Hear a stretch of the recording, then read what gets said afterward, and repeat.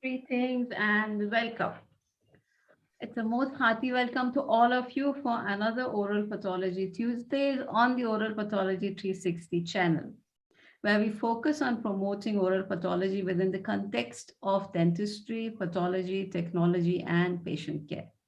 I'm Dr. Mandana Donahue, and if this is your first time here, I hope you will find it interesting enough to come back every time. And every Tuesday, we have a live stream, and we hope to see you again soon. Now, coming to today's session, it's an update brought to you by Professor Jos Hiller from South Africa on a very relevant topic, and that is diagnosis of oral cancer. Now, here is a very warm and sunny welcome to you to match your very cheery disposition, Professor Jos, and thank you again for joining us today. Good morning. Good morning, sir.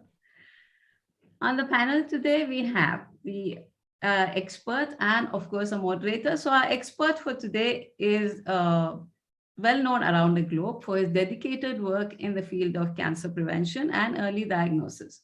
It's an absolute pleasure to welcome Professor Mehrotra to the channel again. Thank you again, sir, for joining us. Thank you so much, Mandana, for the very kind introduction. And now to the moderator for the session, a very warm welcome to Dr. Amir Afroughe, the Principal Specialist Head and Neck Pathologist at the National Health Laboratory Service Department of Oral and Maxillofacial Pathology. It's a great pleasure to have you here with us, Dr. Amir. Welcome for your first appearance in the channel.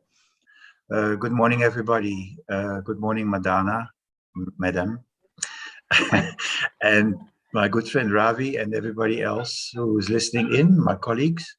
I'm very honored to share with you something which Amir and myself and Ravi are very passionate about, and that we are trying to develop further in Africa.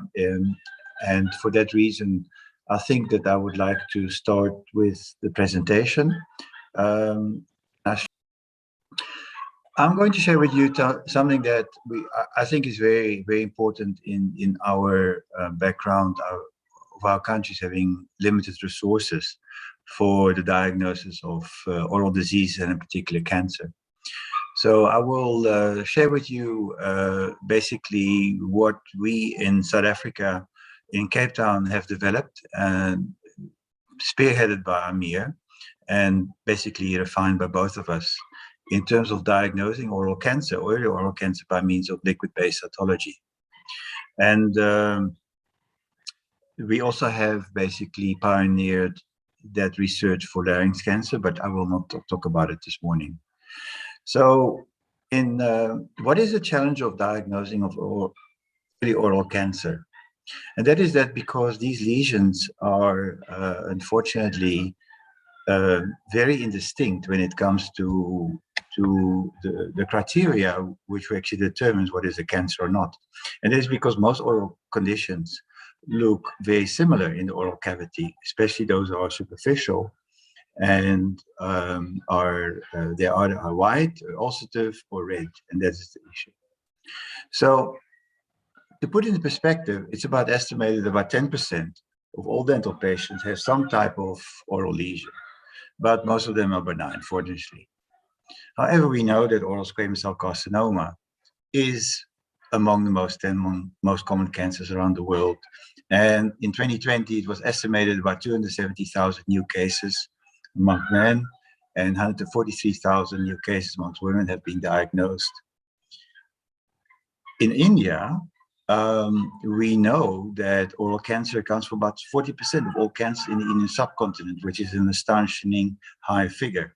And we all know that is due to the habits. I'm not going to go into that at all today. In Africa, we have only estimates because of the paucity of data. But I can say with confidence that oral cancer is probably the fifth most, if not the fourth most common cancer diagnosed in males and females respectively. Issue is that on the consultation of your opportunistic patient, a clinical inspection doesn't really always differentiate precancerous and cancerous lesions from common benign lesions. And we know the spectrum of reactive lesions, especially inflammatory lesions, and infective lesions that can mimic oral cancer or pre-malignant conditions quite, I would say, astonishingly well. And this is where we as dentists and oral pathologists and other oral clinicians have got a challenge, is that what is now a safe lesion and what is not a safe lesion to consider when you see your patient opportunistically. Now, for expert already, that's difficult, but for our colleagues in the dental practice in general, they struggle with this. And we found that, for example, at undergraduate level, our students have very little experience and perhaps only get experience while they're later in practice, but they never feel safe about what they're doing. But how do we really get their attention directed to what's really is important, is that how do they detect potentially oral cancerous lesions and early cancerous lesions without missing them, but also not overdiagnosing them. And this is where the challenge lies in clinical practice.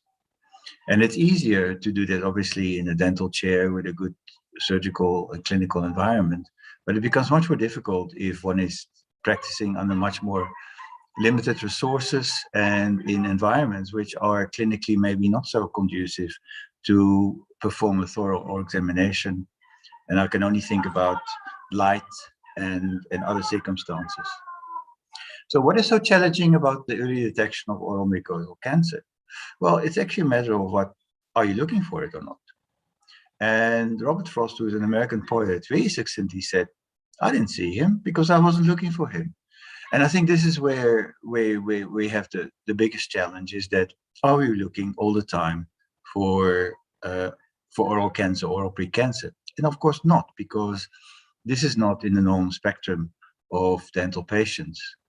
However, we do know that in India and in parts of Africa, oral cancer is very much, as I told you already, an issue when in terms of its occurrence and the oral potential malignant conditions are much more prevalent than we really think. So it's a question of looking for it. So if you really look at tumor growth and detection, what is actually really at the limit of detection is the size and the symptoms. And we do know that, interesting enough, the diagnostic threshold for detecting a clinical lesion is 1 centimeter, which actually quite large if you think about it, but it is missed so often because of the variation of the oral mucosal spectrum, and also because of the fact that light conditions are not always good, and also the hurry in which most of dentists found in order to get on with the restorative dental work. Obviously, when we detect cancer, when there are symptoms, then it is already too late. We most of the time, and usually the lesions are much bigger than 1 centimeter. So the challenge lies in that where around the limit of clinical detection, how do we safely scrutinize the finding that we may come across? And oral cytology, I think, together obviously with a biopsy, does solve a lot of this issue. And let's just look at it a little bit more in detail. So this is a typical oral leukoplakia or orthofollicular leukoplakia, which has a varied appearance. And somewhere in there is potentially an early oral cancerous lesion, an oral squamous cell carcinoma. And, you know, if we actually look very closely, we might actually see that this is the little part here, because we know from the case. However, if you really want to sample this lesion in practice, where do you start? And this is where oral cytology comes in, because with oral cytology, you don't have to choose a particular area of your biopsy. You can actually sample the whole area and pick up if there is an lesion that is of suspicion, and that is obviously mandates further examination. The same here with this lesion here, which looks very traumatic. And as a matter of fact, this whole lesion is a oral malignant condition with dysplasia. And the question also here is that where do you biopsy? And in your limited time.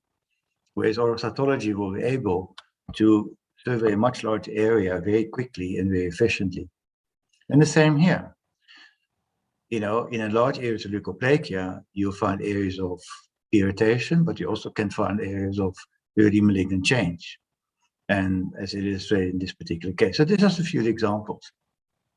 So at the moment, when we screen, we probably are able to detect early precancers and early cancerous lesion roundabout just on the threshold when they become symptomatic, but definitely about the diagnostic threshold of 1 centimeter.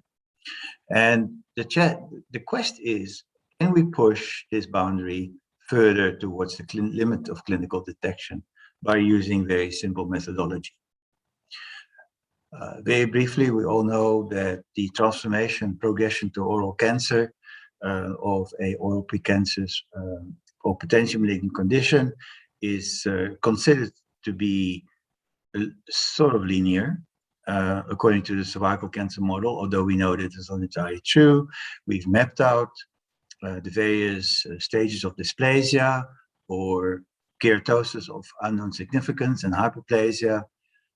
And obviously, we do know very easily how to diagnose severe dysplasia, previously so-called carcinoma in situ, and invasive carcinoma. And we do know there's an increased chance of genomic instability or aneuploidy that's happening. And we have, over the years, been able to get some genomic markers that will be able to guide us whether a oral precancerous condition is likely to be transformed to oral cancer or not. But there's very little empirical evidence to support this attractive model. And we all know that that the stages that we are characterized here are not basically always sequential. You can have oral cancer developing in a case of mild dysplasia, even in the case of what we call atypical hyperplasia. And we know that once the stage of severe dysplasia has been reached, then we do know that there's a much higher risk of invasive carcinoma. But we know that simplifying this model is nice to teach with, and it's nice to have in our heads. But and we also know that, for example, the amount of the risk that exists in low grade or mild to moderate dysplasia is about 10%, and in high grade severe dysplasia, previously carcinoma in situ, it's about 30%. But we know also that there are lesions that can just look seemingly innocent or just hyperkeratotic, can harbor or can cover invasive squamous cell carcinoma. And we know that we are being fooled time and time again by this deception. So in terms of visualization, Taurine blue is something that is being applied with various successes in the world. Some countries still do it. I'm not quite sure what is the status quo in India, but we do know that painting of the oral mucosa Taurine blue basically indicates the high concentration of DNA, which then is indicative of nuclear proliferation or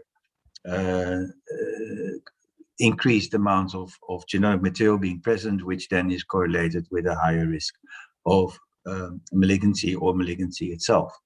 There are limitations. We know that some of the lesions do not absorb or very inefficiently taurine blue, especially if they're hyperkeratotic. And one cannot really rely on so much on making a discrimination, which is 100% foolproof. Lugol's iodine is also a technique which is a bit of a reverse, where normal mucosa will stain with Lugol's iodine, whereas atypical lesions will stand out as being less prone to absorb Lugol's iodine. So it's a bit of a reverse technology to that of taurine blue. So then the question I usually ask, what do? Do we biopsy or we brush once we've identified the lesion that is of interest and that we think that should be investigated?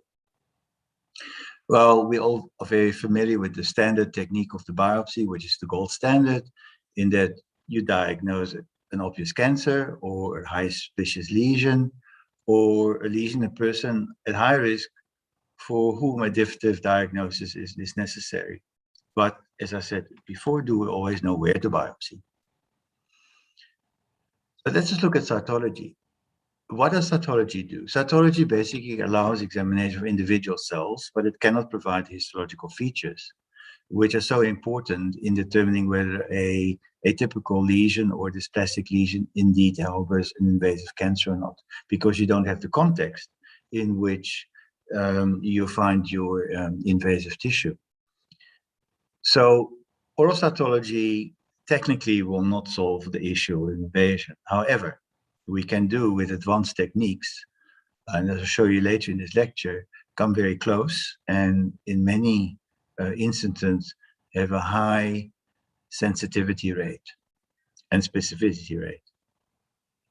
So oral cytology up to now is being used as an adjunct, not a substitute, for an incisional biopsy procedure, and that should still remain for the final diagnosed oral cancer and before a patient is officially registered as having cancer and being eligible for cancer treatment.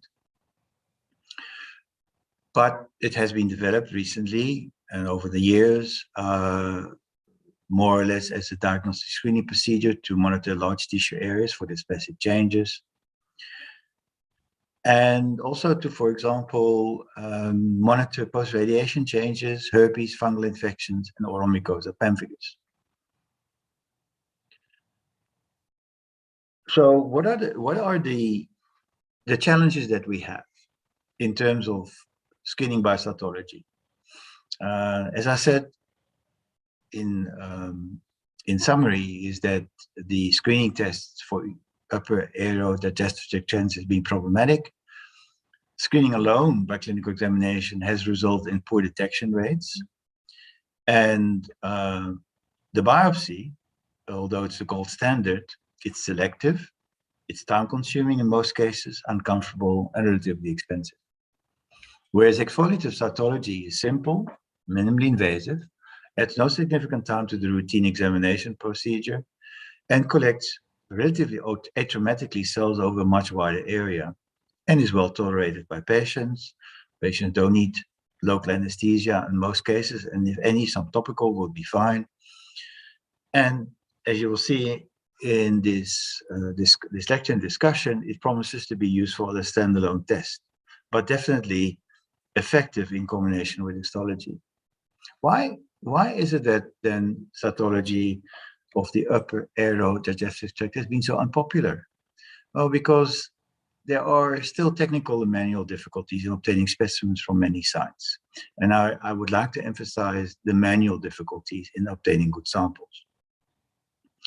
Then the quality of the smears, conventional smears, has been that the samples are often too superficial or bloody, they contain necrotic cells, they have smearing and air drying artifacts, and there are a high number of false negatives or positive results.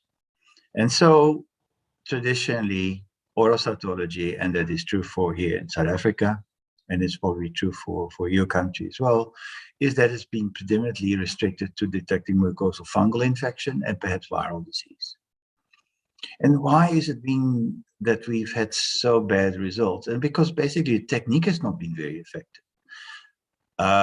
Most of the older generation of dentists have been taught to sample cells with a spatula, a wooden spatula, and then scrape constant wooden spatula over a slide with all the sort of technical challenges and inefficiencies, and the fact that the sample can be subject to artifact or mechanical damage. And as a result, it's not been very effective to get a good sample. And now what we teach our dental students is that forget about all the implements that have been promoted to do scrapings, either by wooden spatula or metal spatula, or even a soft brush.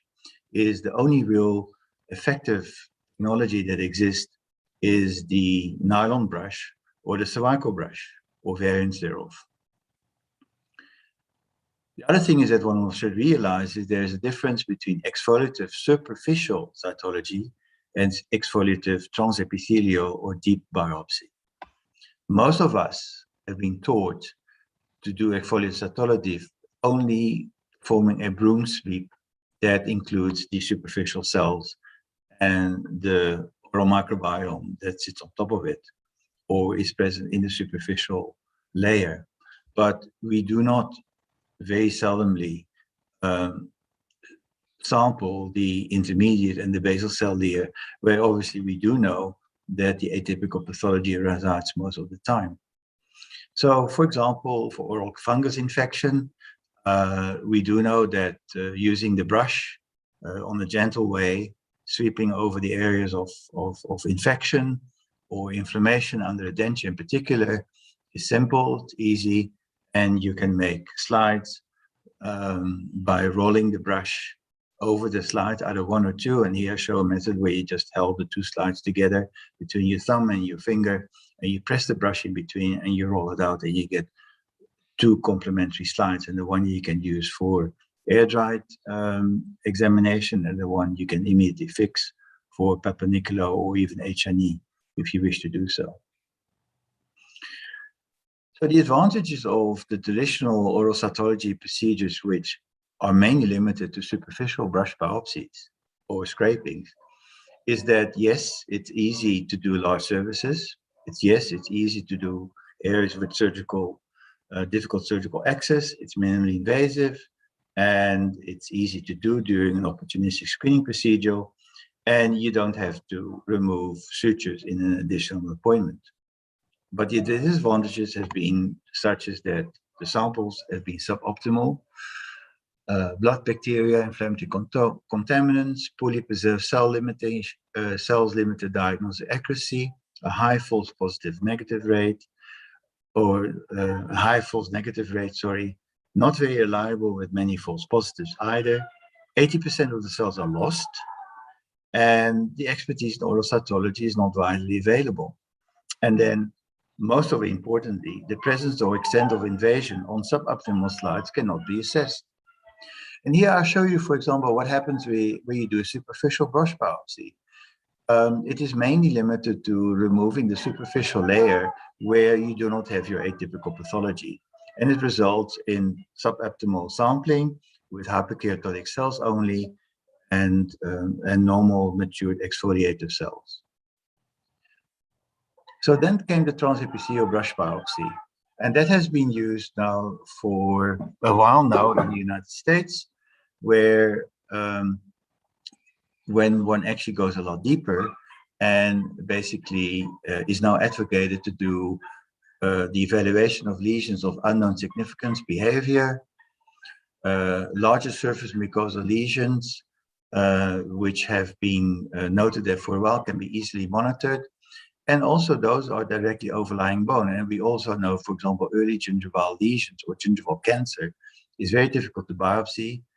One creates easily a defect, which is difficult to repair, and basically prevents us from taking a good sample. So the effective brush biopsy, promoted by Oral CDX in the United States, by particularly my colleague James Schuba from New York, was that instead of doing a superficial sweep, you do a deep sweep, and you collect all the cells, and you obtain such a sample by making sure that you attain the entire thickness of the epithelium with a little bit more forceful technology, whereas you go transepithelial. In other words, the entire thickness of the epithelium is sampled, which then basically allows you to sample those cells who are in the lower half of the epithelium. So here again, if you do the superficial sampling, then you can see you cap the cells that are, as illustrated before, hyperkeratotic or normally foliated or matured, and doesn't tell you anything about the state of cells which you found in the lower third or 2/3 of the epithelium. So the brush technology has been, in the United States, been marketed with a properly manufactured brush, In South Africa, what we have done, or in our institution, we've just taken a normal cervical Christmas tree brush, as we call them, and modified them into a circular brush. And there's now also new brushes on the market, especially the Orsilex from Rover, which is specifically being developed for oral mucosal sampling, where you have both a pushing, where you can actually push your brush into the lesion, or you can rotate the brush forcefully against the lesion and sample your cells as such. This is an example of the oral CDX brush that's available, but which you can actually very easily, with a pair of orthodontic pliers, modify a cervical brush into this particular sort of circular brush where you can apply more force. You push this against the mucosa, and then basically you do your vigorous brushing, and you'll obtain basically some bleeding. Then you know you are through the entire lesion, and you will, as such, know that you've obtained a good sample. And this is a transepithelial brush, post-transepithelial brush biopsy site, where you can see that you've obtained bleeding, you've gone through the entire thickness of the epithelium, and you know that you have sampled your cells adequately. So here it is another picture of doing such a vigorous brushing procedure of an ulcer that is of traumatic nature. And contrary to what you think, the patient really experienced very little discomfort. And if needed, you can actually put a little bit of topical anesthetic on it. So this is, in essence, diagrammatically what happens. So you actually take a microbiopsy of the epithelium. And after you've done the procedure, this is what has been removed. So you can see that you remove the entire mucosal thickness, and you've actually reached the immediate submucosa where you have your blood vessels, and that will be a good indication for the fact that you've gone transepithelially. And there's one that's been constructed by Ravi, or you can see it in his textbook, where you can see an actual sample in situ that has been created by a previous brush biopsy. So instead of just sampling the superficial cells, you also now sample the atypical cells in the upper 2/3, lower 2/3, and at the base of the epithelium. And you can see immediately that your cell morphology changes. What you otherwise would have missed in a superficial brush, you now pick up with your transepithelial brush biopsy. So the oral CDX technique basically limited itself to smearing the oral brush onto the concept of the oral brush onto a glass slide, and basically put it into a container or self-fix it and send it off to a laboratory where it would be analyzed by a cytopathologist. So this would be the technique. You would remove it, take a microbiopsy. You obtain all these cells in one sample. And this is, for example, apokaryotic. This is atypical. These are normal exfoliated cells, and these obviously are highly atypical cells, and which are also, in this particular case, this one is diagnostic of invasive cancer. The laboratory in which this is done essentially is automated. Reports are being generated based on image analysis and then sent to a pathologist to verify the diagnosis and authorize it. The problem with the conventional smears technology is that you only have 4 categories: positive, either malignant cells are present; atypical, cells are atypical but maybe reactive; negative, the cells are normal; and inadequate, where you do not have basal cells in the sample. And this does not provide a definitive diagnosis. So the number of true positive cases where the malignant cells are present doesn't warrant that this technique is used in 100% of all the cases, because most of the reports that you will get are atypical. So the cells are atypical, but maybe reactive, and we cannot really make a difference. So in other words, do a biopsy. And this is where, this is actually due to the fact that the bloody reality is that your smear is not clean. In other words, it's not a nice, clean diagnostic diagnostically acceptable, proper, non-traumatic smear that you obtain basically a sample where your cells are smeared over the slide. There's blood products, there's overlapping, there's physical damage, and there's necrosis. So we know that in cervical pathology, liquid-based cytology has been on the market for a long time. It's been very effective. It's efficacious, simple, and non-invasive. And why not applying to oral cytology? And basically, why is liquid-based cytology so much better? Because it prevents much cleaner samples. The cellular samples are more uniform. The elements that interfere with the readings are reduced, eliminated, and you have residual tissue or cells that are present in the liquid that you can use for further examination. So Amir spearheaded this research where he combined the brush biopsy with the liquid-based cytology methodology and used very much a modification of the brush biopsy in that instead of smearing the contents of the brush onto a slide, you would just dip the brush into a container. And this is a commercial sample of cell-preservative liquid, and then process the tissue manually with a centrifuging and produce a cell smear, which is clean. The beauty about this technique is that it creates a monolayer. Compared to the conventional smear, you can see the difference in the crispness, the cleanliness, and the nuclear and cytological detail that are otherwise not available in a conventional smear. And also the fact that you eliminate most of your masking inflammatory changes. So the comparison, the optical comparison between a conventional smear and liquid-based cytology is chalk and cheese. And you can, for example, see the crisp cell background, the clear background, the beautiful nuclear outline. You can see the nuclear details. You can see some inflammatory cells, but you can definitely analyze the nuclear cytoplasmic ratio much more effectively than you would do in a mechanical smear. So the number of slides that are unsatisfactory is reduced. Also, the technique allows for more than one slide per sample collected.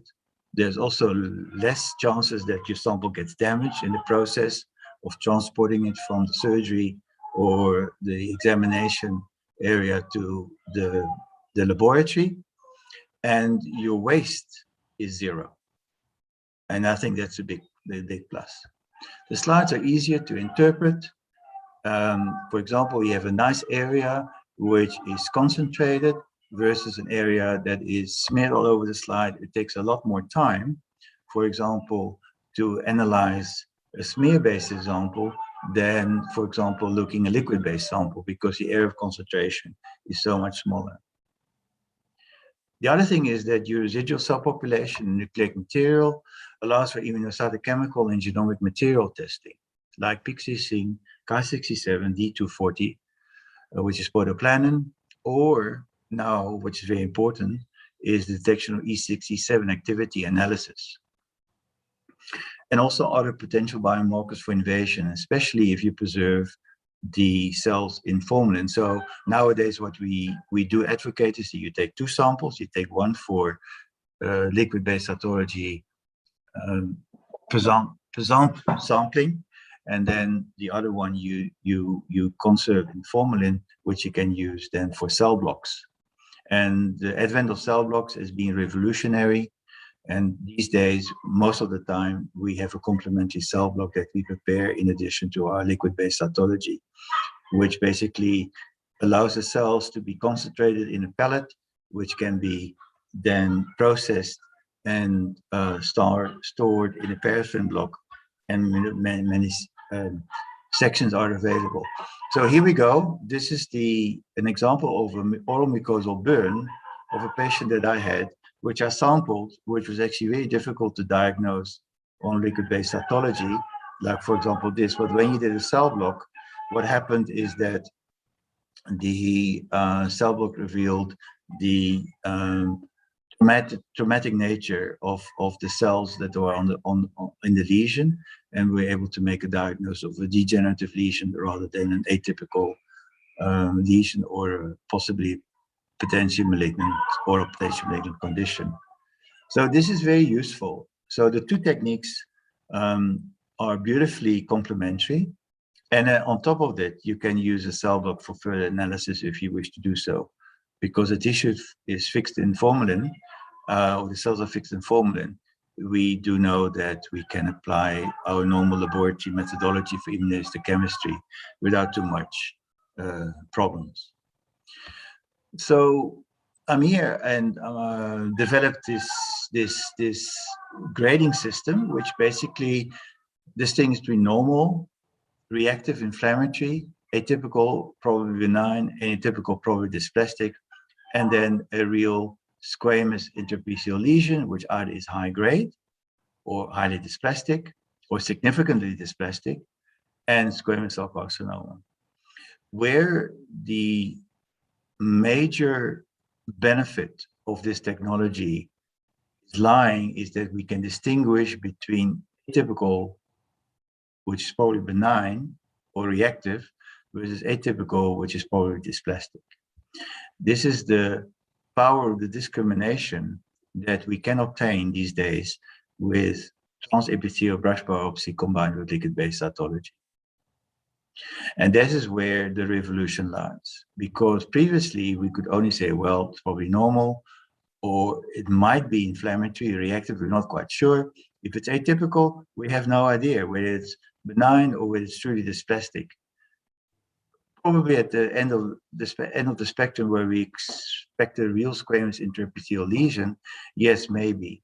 On a conventional smear, we might be able to get a reasonably satisfactory diagnosis of a high-grade squamous cell, a high-grade interepithelial lesion, but definitely not a invasive squamous cell carcinoma. So basically, the distinction between atypical being probably benign or atypical being probably dysplastic, and on the other hand, squamous cell carcinoma is now something that's possible with a relatively good reliance. And I'll give you some examples here. This is an example of a reactive inflammatory lesion. And we can, because of the nuclear outline being so crisp and very distinct, and the inflammatory, the important inflammatory background, we can distinguish what is probably a reactive lesion from a atypical, probably reactive or low-grade lesion with streaming, which is repair, or a high-grade risky lesion where you can see immediately where your nuclear details and your cytology is very different from the one that is displayed here in the reactive inflammatory or even the low-risk lesion. And that is where the power of the liquid-based cytology comes in. You can actually see from the crispness of the diagnostic material obtained that this is really, really different from what we know as our conventional cytology. Because it's just a quality that is just, in my opinion, 100% better. Here's another example. We've done some larynx cytology as well, where you can see normal cytology of a laryngeal lesion, a reactive inflammatory or infective lesion, and then the diagnosis of squamous cell carcinoma. And when you actually look at a slide with liquid-based, made by liquid-based cytology, you see immediately within seconds whether there is reactivity or whether there is intraepithelial neoplastic activity. It is as good as that. Liquid-based cytology is very good for high volume scanning. So in other words, image recognition now with artificial intelligence is very good and very adept to recognizing atypical cell types based on a catalog that one can produce. And so can obviously take away the burden of pre-screening by about 50%. And although I don't think it's been applied that much as yet, I think this will be the future.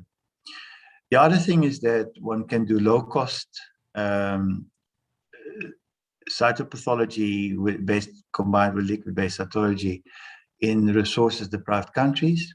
And for example, the manual Shannon LBC technique that was used by Amir proves that very good and adequate samples can be obtained in the hands of a relatively easy laboratory or simple laboratory environment, which basically only you have to purchase a centrifuge and funnels to project the slides or basically deposit the cell layer onto glass slide, and you have funnels of different sizes and shapes, but they're all very effective.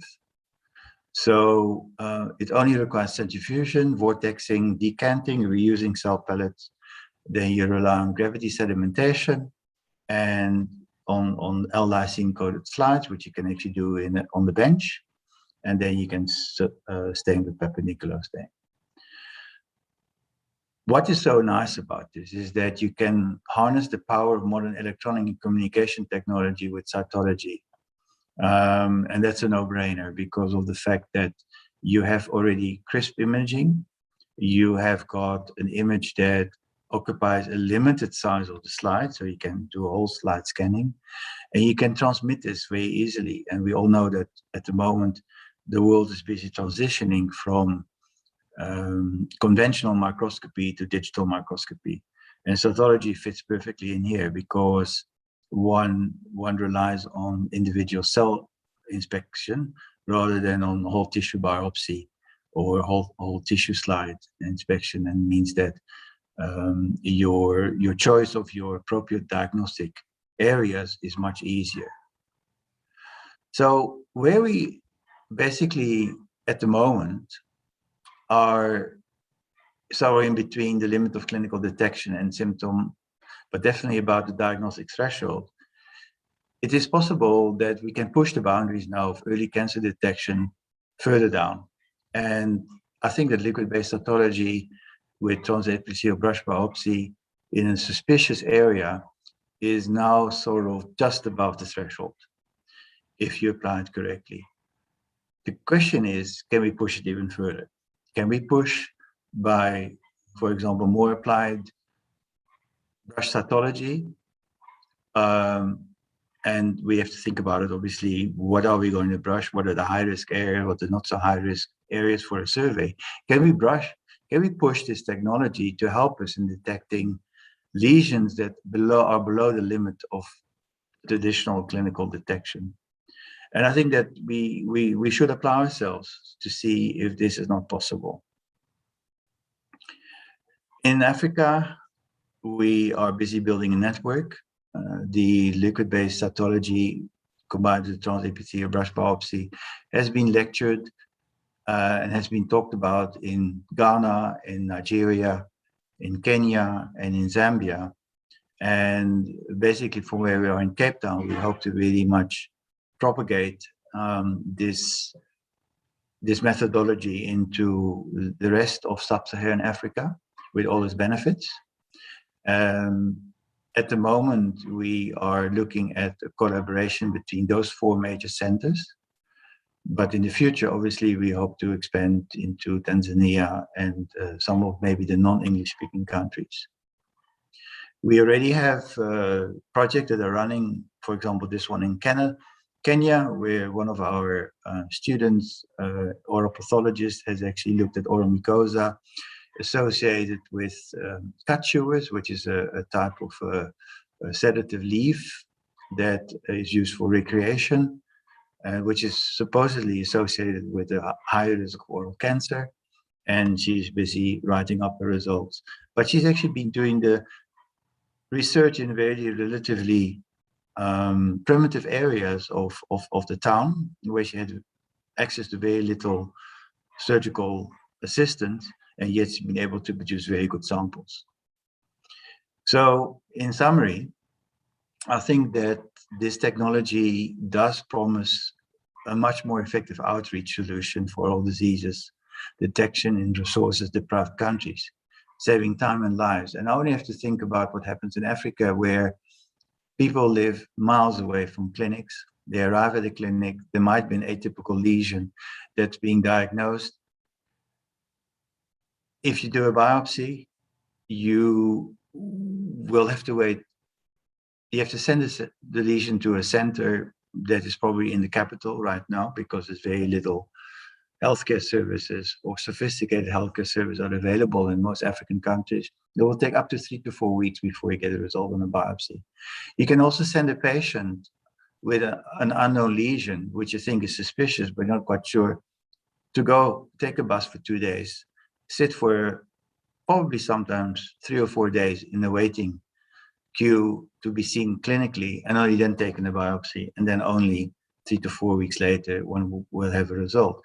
Whereas you can shortcut all of this by taking a relatively easy sample, putting it in a bottle or putting it in a tube, which is actually relatively temperature proof, damage proof, either process it on site or in the regional laboratory with a very simple methodology, produce good results, which can then be diagnosed and retransmitted or even shared in any other possible way that you can think using modern telepathology. And I think that there is where, in my opinion, lies the power of early detection of suspicious lesions. In Africa, we have the word Ubuntu, which means that the premise that a person can only be a person through others. And this can only be achieved if we cooperate and work together. And it refers to our interconnection and responsibility to each other that flows from this connection. And here is a number of colleagues that are or have been significantly involved with the development of this concept, this project. And I would like to thank all of them profoundly for the understanding and initiative that they've shown in supporting this project. So the question is this a new dawn, and will you join us? This is the beauty of Africa. And this is my daughter dancing of joy while we were lately in Botswana 2 weeks ago. And I kind of share that joy with her, because I think that this can be something that we can implement safely and also with confidence, provided that we apply the correct techniques. Let's look a little bit at the literature that's available. There's a book on oral cytology, which was written about 8 years ago and published. The managing editor is Ravi Malhotra, who is obviously on the panel as the expert. And it is a very nice book, which has got several chapters, which include all aspects of oral cytology, which are very relevant these days. And it's very nicely illustrated and relatively inexpensive.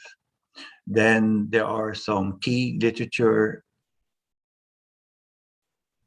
references that I would like to share with you.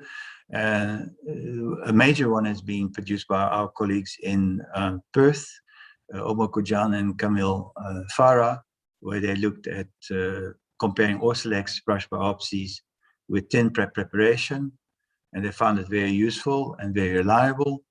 And then there is another one that was recently published by our authors in Germany under the leadership of Thorsten Remmerbach, who is also co-author of some chapters in the book on oral cytology, where they basically found that the liquid-based method showed an overall improvement on sample preservation, specimen adequacy, visualization of cell morphology, and reproducibility.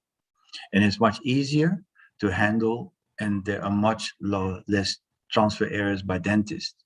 And I think that is very, very, very relevant here.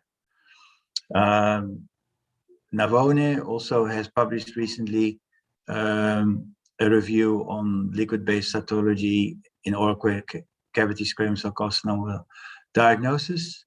And there's also 1 or 2 studies in India that have been performed. And I just mentioned the one that is being done by your colleague Pandi at co-authors, where they studied the concordance between the cytotechnologist and the cytopathologist in terms of their results. So I thank you for your interest, and I hope that we have a fruitful discussion. Over to you, Madam Chair. Thank you. That was a wonderful presentation. Now I will request Dr. Amir to take, I don't think there are any questions as yet. Please take over. Okay, thank you very much, Professor Hiller, for a wonderful talk on the emerging field of oral cytopathology. Before I take any questions, I would like our expert, Professor Ravi Mehrotra, to give his comments on these exciting subjects. Over to you, Professor Mehrotra. Thank you, Dr. Amir. And of course, as usual, with this traditional flair and aplomb, Josh Hille has really taken you on a journey of how we started off with the oral cytology over the years, where we are right now, and the way to the future. Having been associated with Amir and Josh for the last more than a decade, it's actually a pleasure to see what's been happening in the field for the last 10 years.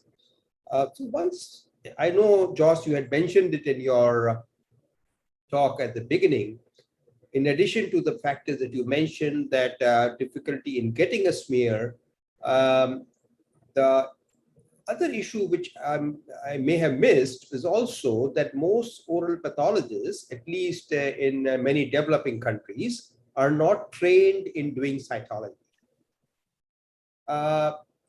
You also mentioned the fact that there are scanners now which can hopefully do the screening part of it, because as you know, cytotechnologists who are expert at screening are now few and far between.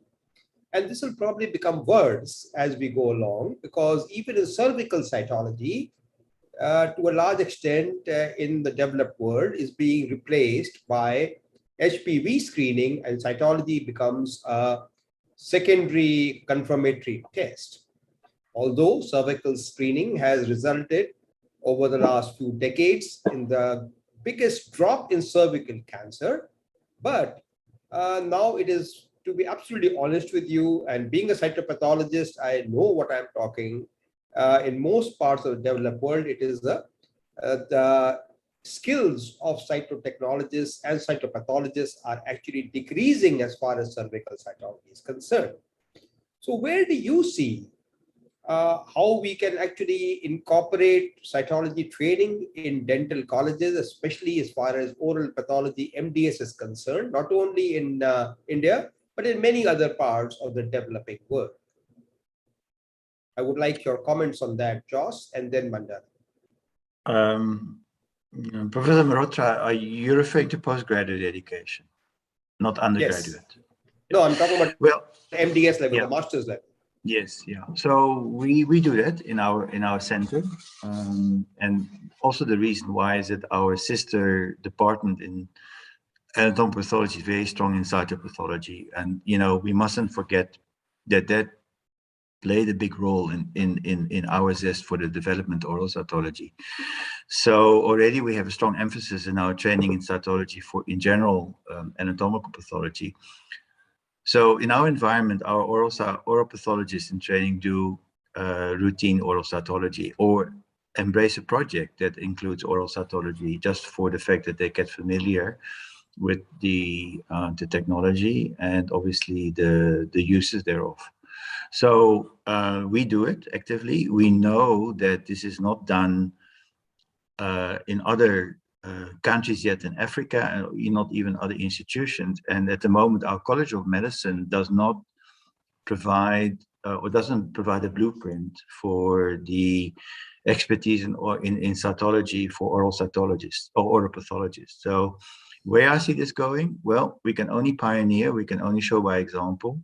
And I feel that our graduates of the last 2-3 years or 4 years basically are very adequately equipped in interpreting oral cytology, and they're not only smear or a brush biopsy, but also fine needle aspirations.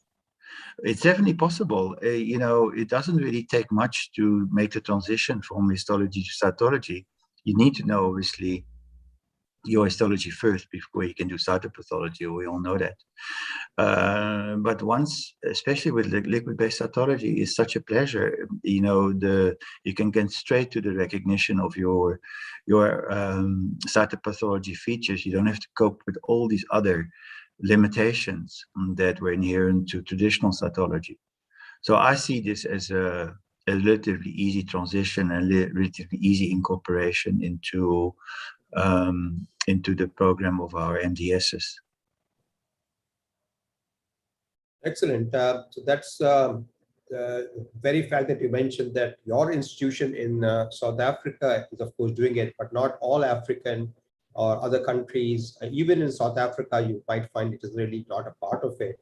So maybe this could be a recommendation coming in from the higher education or the dental council, for example, or whichever education council looks at your education technology, that just like physicians who are trained in general pathology have cytology as an important component, similar thing should be for oral pathology as well.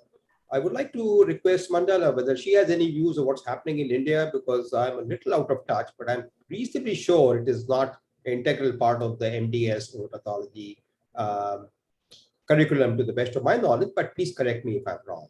And in case not, what can be done to incorporate it? Yes, actually, but I have to first and foremost say I'm a little out of touch with the current teaching because I have not been in teaching for some time now.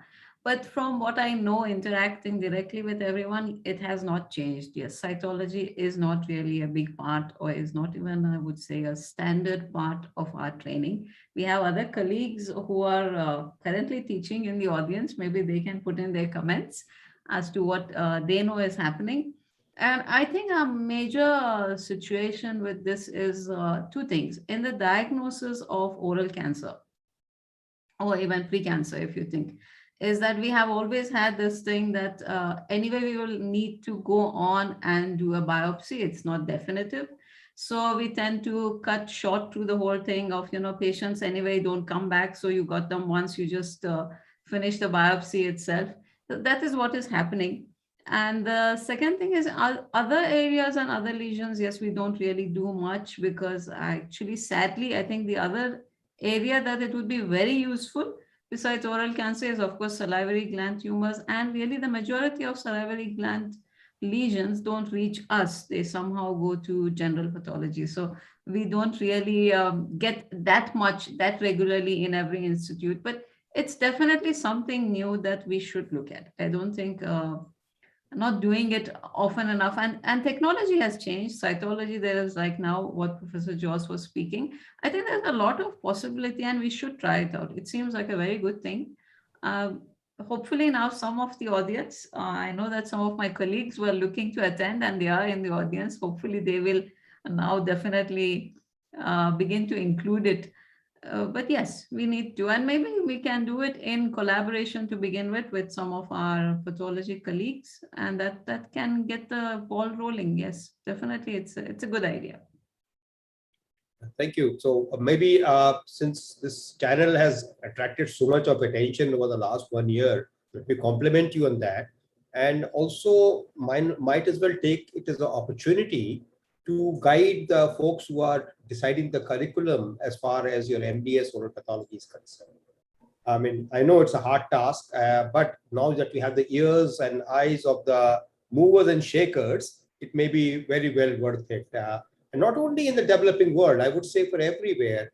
When you talk about the topic, oral cytology developing world, yes, Josh, thank you so much for focusing here. But I personally feel that it could be used for any part of the world. For example, and you talked about the larynx and you talked about Singer's nodule briefly, but there are places where you are not in a position to do a biopsy, or the recurrence, or the patient is just not ready. Do you have any option there?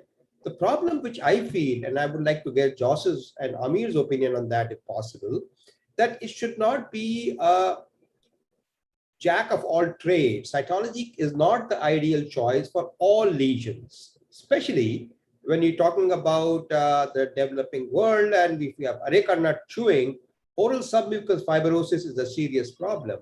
And similarly, leukoplakias who have been long-standing where there is fibrosis. So one caveat I always mention to my younger colleagues, that please do not take as if you're getting, first of all, you're doing a very superficial sample, which you're only getting keratinized cells. And second thing is, please do not use it for fibrotic lesions. Josh, do you have any thing to add to that? And Amir? Can I ask Amir to comment a bit on here?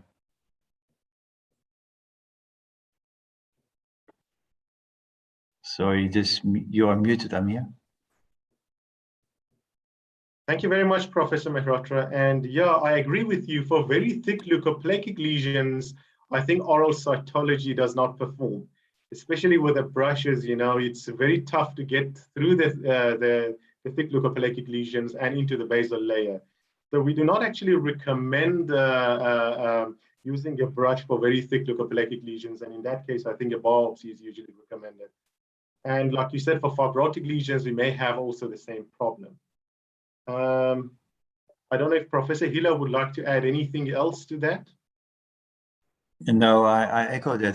But I think it's quite the inbuilt safety is indicative enough if your brush cytology is potentially effective or not, because obviously you need, as I said, you need to obtain pinpoint bleeding. That will mean that you are through the surface of epithelium. If you're not, then you don't have an adequate sample. It's as simple as that. And I think that is, you can apply that virtually across the board. So I've applied oral cytology for other lesions as well, including pemphigus vulgaris. It's extremely specific. And obviously for viral cytopathology, as well as for oral fungal cytology, and even a case of syphilis here and there. So yes, you need to be discriminative. You need to know what you're looking for, and that I think it's an important message. So if you have a thick leukoplakia, you do know that there can be potentially underlying harboring oral cancer in some of the extreme cases. Yeah, then your clinical suspicion needs to be of such that you must discern whether yes or no you are successful in your sample. But you know, in practicality, if you have a thick leukoplakia, it usually is large. It's not a small one. So there already you already kind of distinguish between what is a potentially just a reactive hyperkeratotic lesion from a true leukoplakia because of the size, the shape, the site, and all that. So yeah, you need to use your clinical acumen to determine whether you're performing the brush biopsy in the correct setting. And I think that's where the training lies. I think the cytopathology technology in the laboratory is flowing from that. The automative techniques nowadays in the modern laboratories is such that it's a no-brainer for the cytologist, but it is the hands of the clinician. That's where the clue lies. I agree. And I think as the saying goes, it is a wise general and a wise surgeon who knows when to say no. So exactly. One should know the caveat. A lot of youngsters get too enthusiastic and then they land up with wrong results or false negatives, which is obviously a serious problem. So it is better to temper. And that comes, as you rightly said, with maturity, with training, and also being aware of the pluses and the negatives of any technology. Just like you mentioned about biopsy, it can be difficult to get hold of. Sometimes it is expensive. And also the results may take quite a bit of time, especially in underserved areas where we are living. So one has to look at the clinical picture, the history, and the physical findings, how they are appropriate to what technology. For example, when you look at a patient who requires imaging, radiological imaging, you can know where an X-ray will suffice, where do you use a CT, where do you use a PET scan or an MRI. So similarly, when you are choosing an important adjunct, whether you want to use toluidine blue, cytology, or straight away go for a biopsy. So all these things are important. Very briefly, I would also like to ask you, but both Amir and you have been working on devising your own brush. And what is the kind of success you had as compared to the Christmas tree brush versus the one from Rover, which has been specifically designed? Because all these brushes are expensive and they may be difficult to come by, especially in underserved areas. Amir, would you like to go first? Yeah, sure. I believe you are referring to the Orsilex brush, Professor Mehrotra, correct? Yes, that's right. Sorry, I stand corrected. Yes. So we have been currently using the Orsilex brush, and not really in the public sector, but of course the private sector, a lot of dentists have been using Orsilex brush with very good results. So with the Orsilex brush, as Professor Hiller mentioned, you can apply more pressure, and it's easier to sample, to get a more representative sample of the cells. So yeah, I've had a very good experience with the Orsilex brush. In terms of the pricing, I think the price of the brush is not so bad. I'm not sure if Professor Hiller can comment on that. Probably it's the liquid-based medium that goes with the brush, and the kit might be a little bit more expensive than your normal cervical brush that we use for the lesions. But I think that in areas in developing countries where they do not have access to the Orsilex brush, like Professor Hiller mentioned, you can actually modify the cervical brush if you have got a plier, and you can make yourself an Orsilex brush and apply that. But I've also done my research that I did on liquid-based cytology using the Shandon liquid-based system. I use a cervical brush, and I also got good results with that too. So I believe Orsilex brush will be a more standardized way of applying now things, because it's becoming, and I would advocate people to use Orsilex brush now, so we can standardize research and our results across the world. Yeah, sure. If I can add to that, you know, I fully agree that it's good to standardize. The transition, however, from the using the cervical brush to making oral brush is relatively simple. And as I said, you can modify it. So I imagine that in areas where, for example, there's no Orsilex oral brushes, there's always a gynecology center nearby where dentists practice usually. And so I always tell our colleagues that, you know, just see if there's a gynecologist, ask them how he does his brushes of cervical cytology. They will use very likely the nylon brush, which is we call the Christmas tree brush. Now also know that Orsilex is penetrating this market very aggressively with a cytology, a special shaped cervical cytology brush, which is also effective, but it might be more expensive.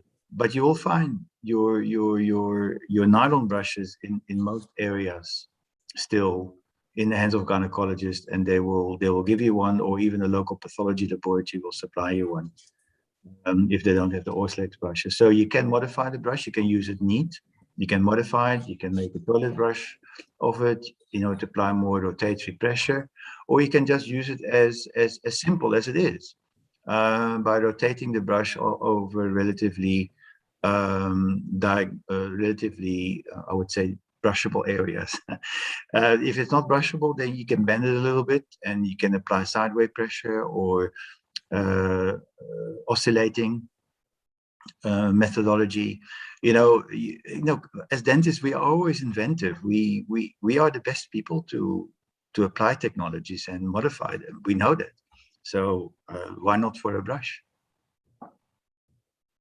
Yeah, thank you so much. Where do you see oral cytology, say, in about 3 years' time from now? If I may ask you that, Joss. If you talk about Cape Town, we see big. Yeah.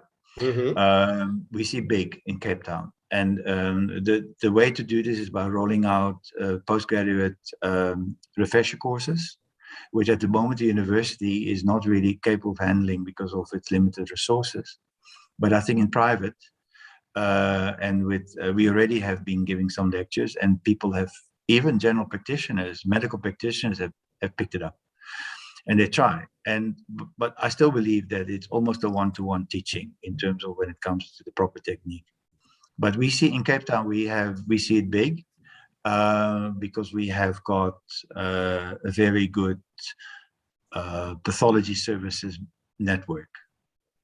In the rest, it really is by propagation and by cooperation and convincing that and applying and offering workshops, practical workshops. Interesting enough, we do already, and this is an anomaly, well, it's not an anomaly, but it's interesting that oral hygiene curriculum it is specified by the Health Professions Council of Africa that they can be performing an oral brushing for fungal infection, superficial one, and we teach that. And what we do is we show them how to do it. They do it on themselves, and then they make a smear, and we stain them in the classroom with a rapid, a Diffquick or rapid Gimsa, and we show basically the slide under the microscope, which project on the wall or on the screen. And the oral hygiene is interesting. They know how to do it, but the dentist, we also teach them. And for some reason, when they graduate, it's not on their priority list to do that. And this is where, at the moment, we have failed to make sure that our dentists who have had a 4-hour training course in oral cytology and diagnose oral cancer do not apply. And why this is? I think it is related to the various pressures, different pressures in practice, and also maybe the fact that we should follow this up by refresher courses or approach dentist groups individually. We actually don't know. We're still trying that out. Yeah, thank you so much, Josh. I think if you have any questions from the audience, this may be a good time to go. And also, before we do that, maybe to popularize this course, and Mandana, you might be able to help us in that in case that people are interested. We can start looking at online course. Now with so many things available, having a Coursera or one of these sort of things might be something that Josh and Amir might like to look at. And in case any help is required, I'll love to be part of it. In addition to, I see a lot of people writing on the chat that they have been inspired to get into oral cytology, and many have published their work as well. So as you started off with cooperation and collaboration, I think that is the key to success in many such attempts, and maybe this is the right time. In fact, I was going to ask you all that is required. That is something, if we say that we need opportunities and time for training, then, and right now it's really, something like this is really possible to set up online. This is possible to do as an online training, very easily. Yes. And we have, in the audience, we have folks from Myanmar, from Taiwan, from Pakistan, all sorts of countries. So it might be worth, Amir, if you would like to take these questions, and we can take it from there. Yeah, one of the audience, Professor Hila, has indicated that they have used the interdental brush, and they have got an 80% sensitivity and a specificity. Would you recommend the interdental brush? Why not? Yeah, as long as you obtain a good sample.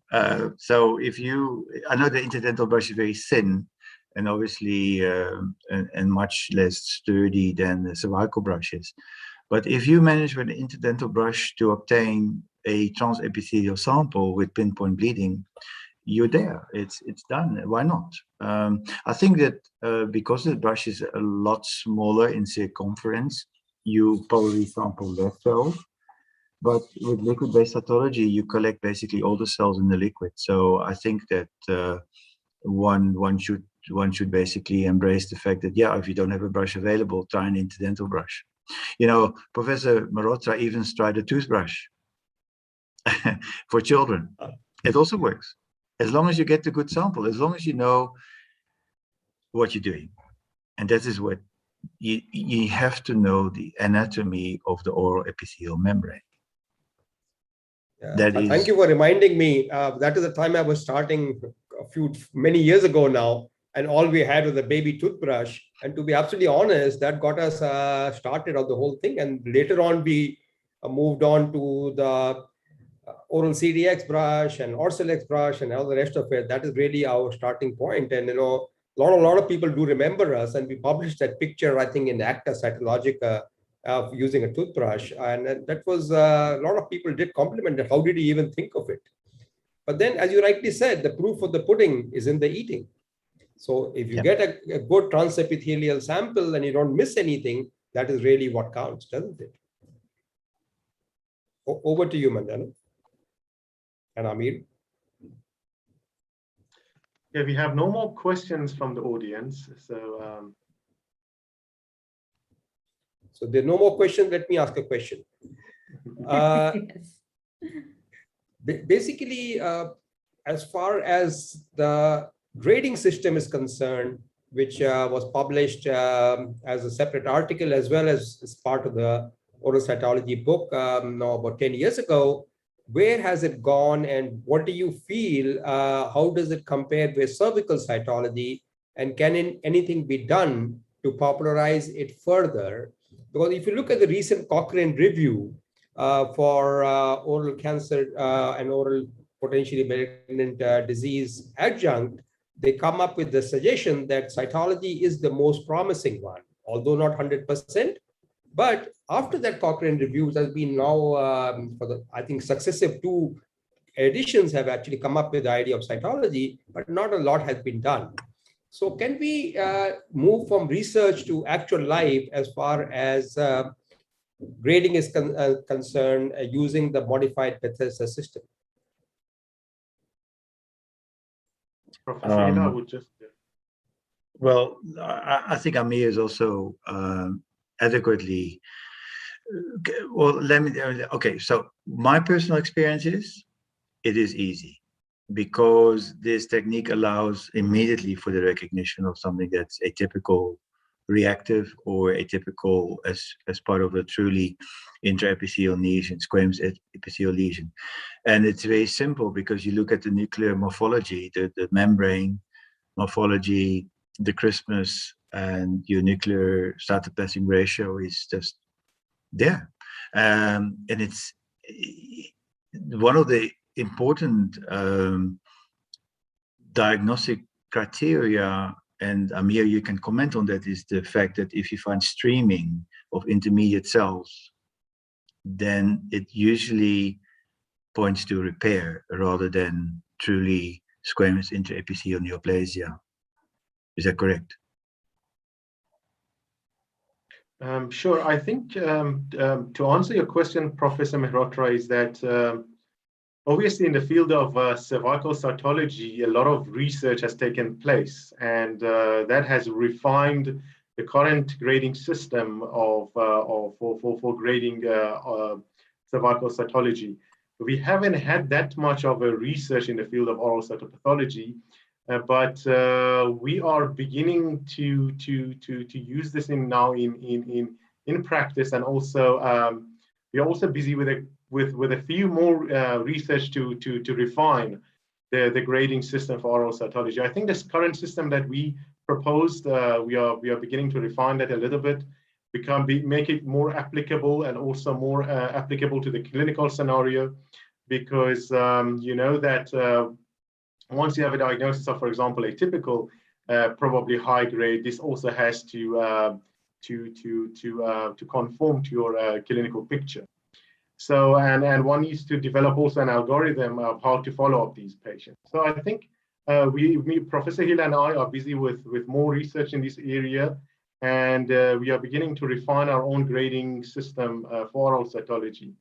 And hopefully in the near future, this could be applied in a more standardized way across the globe. I wish you all the best. And as I say, the future is from the bench to the bedside. So in addition to writing erudite articles and books, taking it to the clinics and making it universally applicable in the specific subset of people where it is the best used, and also helping our colleagues in other countries, including Myanmar, for example. There was a question on chat that why can't we have this facility in Myanmar or have it in Thailand or Indonesia? You know, there's so many countries where you like to actually see this being used, at least of those subset of individuals where it is maximally required. It would be really worth looking at further, in my opinion.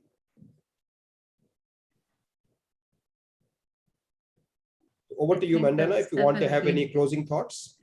Yes, since I think all the comments are now just that it was a very great lecture and it was interesting. And I think quite a few are going to give it a try, which was something I think Professor Joss was hoping.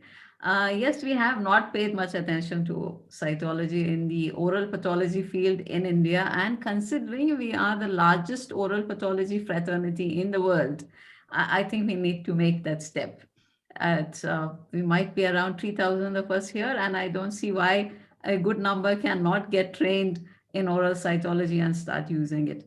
So this is a definite thing. And one thing, a long time back when I think Professor Joss was attending one of our sessions, I recall him saying that between Africa and India, we cover a lot of the world's population. And that is true. And the thing is, our problems are a little different. We have almost an equal amount of the world's population. 17.7% is in India and 16 point something is in Africa currently. But the size, the distribution is different. So I think where they have a problem of access of people having to travel very large distances, we don't really have that here. But what we do have is we have much higher number of oral cancers. And I think that again compensates for that and the costs.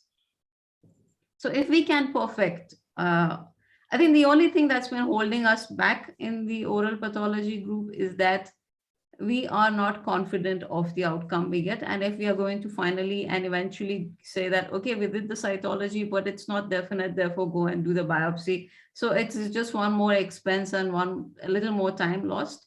So whether we can perfect the technique, whether it is something we need to learn the technique, or rather not so much the technique, but the cytology part as such, is something we need to train ourselves. And if we can get good results, dependable results, I think it would be really worthwhile, because as it is, we have to schedule a biopsy on another visit anywhere in the world, because we have to do blood tests and we have to check up for so many things. So if we can avoid that gap and the patient is here with you today, you can take the consent and you do a cytology.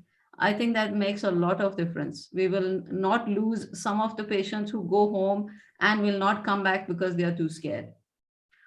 So maybe that is something that could help us here too. And I do hope this will really work.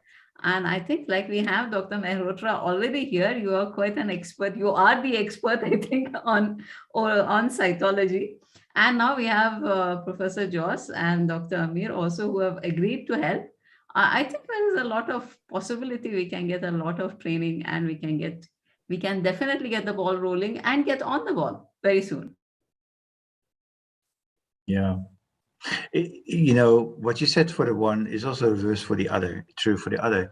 I see it from another important aspect, is that it is, if you apply the technique correctly, even in the hands of auxiliary healthcare workers, which I believe you can train auxiliary healthcare workers in doing that, you can avoid unnecessary travel, unnecessary time waste, unnecessary anxiety. And that is so important, because to send a patient away to an expert clinic and coming back with, you made the lesion healed already in the time that I was there and I came back and it was for nothing. It actually undermines the trust, but also is a waste of money and time. And it's to anxiety if you can solve such an issue at the base or at the time of contact with the patient. You can actually tell the patient, look, I've done a brush biopsy. I have got a local laboratory that has been able to prepare the slide, put it under a scanner. It's been sent to a pathologist anywhere in the world. And he says it's okay. Because it is an inbuilt control. The inbuilt control is just you have basal cells. If there's no inbuilt control, then the tissue sample is inadequate. You can then decide, okay, what do we do? Do we do it again, or do we send the patient on for a biopsy? But you can eliminate that unnecessary anxiety, travel, waste of time, overburdening of the system. So that's the reverse. And I think there lies a very strong power. It also creates a confidence of both the dentist or the auxiliary healthcare worker, as well as the patients.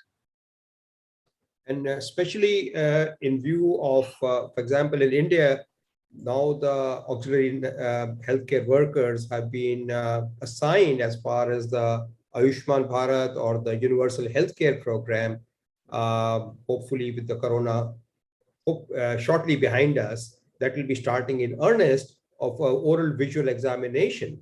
So those individuals, at least the if not at the PSC, at least the CHC or the district hospital levels, could be very easily trained in taking samples, and that can be processed through laboratories, provided there is a will. That's what I just answered on the chat. If there is a will, there is a way. And minimal training, very little cost, but training, expertise, quality control is extremely important, because if you don't have that, your technique will get a bad name. So usually the technique is good. It is a question of what the tools are there, how much effort you want to put into it to make it expert. It's like playing any game, any racket game or golf or cricket, whatever you want. We are all in the sports thing. It's a question of how much practice you put into it.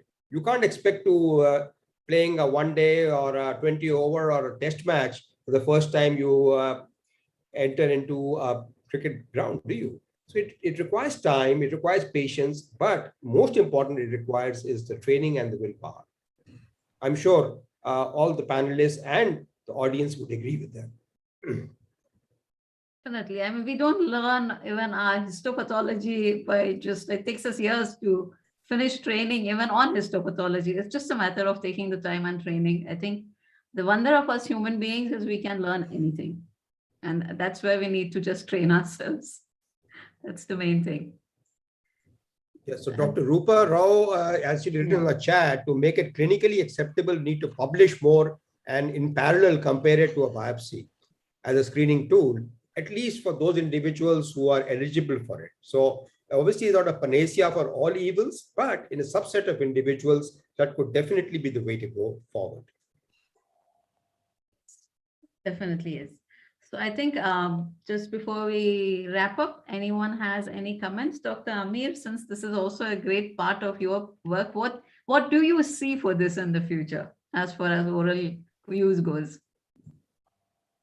Yeah, so like I said, we are busy with, currently we are busy with research looking at oral liquid-based cytology using the Orsilex brush, because previously we used the cervical brush. Now we would like to give it a go with the Orsilex brush. We have got about 100 samples that we have collected, and I will be getting busy with that research very soon. So I'm really excited to see the results in that aspect. And I would like to know if we can refine our grading system a little bit more and make it more friendlier. And yeah, at the same time, you're also looking with the Orsilex brush at the prevalence of oral oncogenic HPV infection in the oral cavity. So there's a lot of exciting things that is being done, and we are very quite excited about it. If you're looking for any collaborations in India, please let us know. There Most are colleagues who will, yes. who will Most very gladly definitely. join. Yes. And we do have the samples, probably Yes. much more than you do.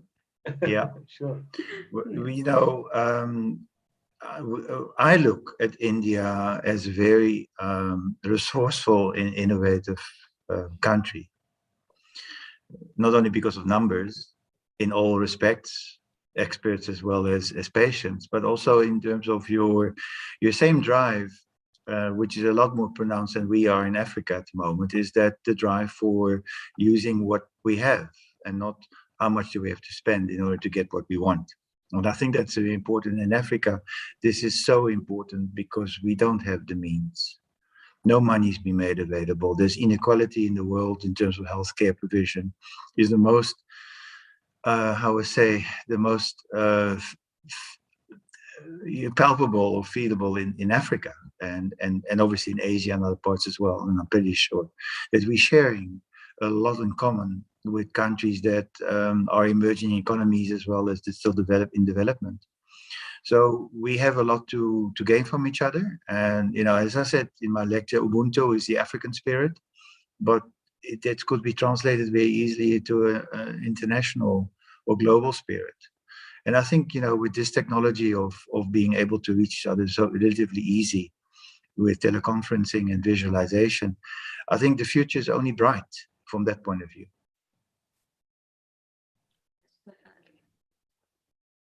Dr. Mehrotra, anything? And we shall wrap up. I wanted to thank the panelists and Mandana for hosting this. I hope the audience also enjoyed it as much as we did. And also I look forward to ongoing collaborations, not only in research, but also in getting out to the ground reality on a day-to-day basis. So my best wishes to all of you. Thank you Thank so you. much. Thank you, everyone. Namaste. Please Thank don't you. go away. I have your certificates. Just a second.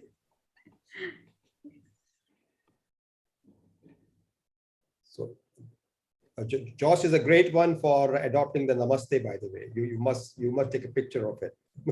It's good. And right now, I think after the coronavirus, one thing is the whole world decided that namaste is a very good thing to do. Yes, no contact, no touch. So, and carries all the feeling and all the emotion you want to give across anyways. So yes. So thank you, Professor Joss. Between Ubuntu and Namaste, I think we have a winning combination. Definitely, yes. Yes.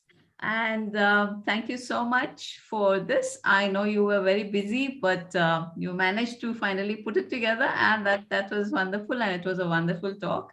And yes, we shall do much more on this work, and hopefully hopefully by the next time you are on the channel, we will have a lot of people here who are very well trained and using the system. So you will have a lot of discussion. Thank you. And thank you so much. Yes. And here is Dr. Mehrotra. Thank you so much. And you are, of course, part of this whole community in India. I know you are a pathologist, but your contributions to oral pathology are really great. So we appreciate that. And you're definitely one of us. Thank you. Thank you so much. Thank you. Yes, Professor Amir, thank you so much. And I know this was your first time, but I do hope you will be back again and you can give a lecture yourself. So that will be then your next entry to the channel. So hopefully will be as presenting a lecture yourself. Thank you so much. Thank you very much. And thank you for having me here. Thank you. You're most welcome. Our pleasure. Bye-bye. And Take care. now, yes, thank you to all our viewers from around the world. We had people from, I think we had from Ecuador to Myanmar to South Africa and of course India. And there have to be many more who we don't know who they are, where they are from. Yeah, Nigeria also, because of course they have not signed in and not said hello. So, but they have been watching. There has been over 100 and let me see, over 190 people watching. So that's a good number. Thank you so much, everybody. And I know you're logging in from different time zones. And so it's great to have you. It's great that you take the time to be with us. Thank you so much. If you have liked this lecture, well, first and foremost, please hit like so we know it. And you can also share and comment.